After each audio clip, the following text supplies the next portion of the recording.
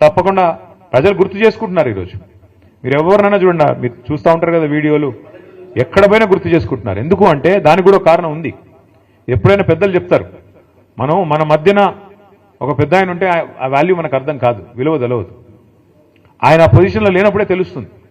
ఎప్పుడైనా సరే చీకటిని చూస్తేనే వెలుగు విలువ తెలుస్తుంది, గాడిదని చూస్తేనే గుర్రం విలువ కూడా తెలుస్తుంది.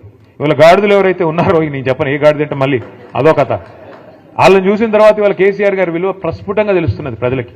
అయ్యో ఎంత తప్పు జరిగింది, అయ్యో ఎంత తప్పు. రైతులైతే నేను చూస్తా ఉన్నా, కొంతమంది వీడియోలు చూస్తా ఉన్నాను నేను, తమ చెప్పు తీసుకొని తాము కొట్టుకుంటున్నారు. మేము తప్పు చేశాము, కాంగ్రెస్ కోటేసి మోసపోయాము, రుణమాఫీ అంటే మోసపోయాము, రైతు బంధు పెంచుతామంటే వీళ్ళు ఏది చేయరు, వీళ్ళ వల్ల కాదు, ఇంకా ఉన్నదే పొడగొడుతున్నారు వీళ్ళని చెప్పి బాధపడతా ఉన్నారు.